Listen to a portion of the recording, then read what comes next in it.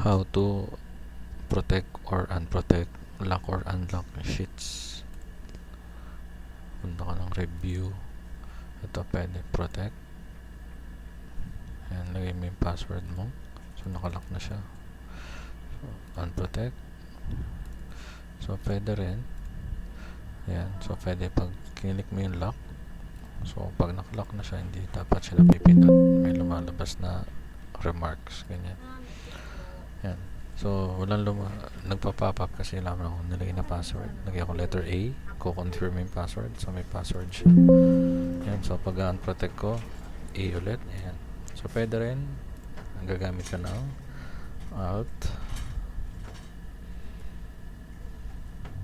and then T P P. So gagamit ka niya. So control Alt T P P. Yan po yung shortcut. Long press po yung Alt. Thank you.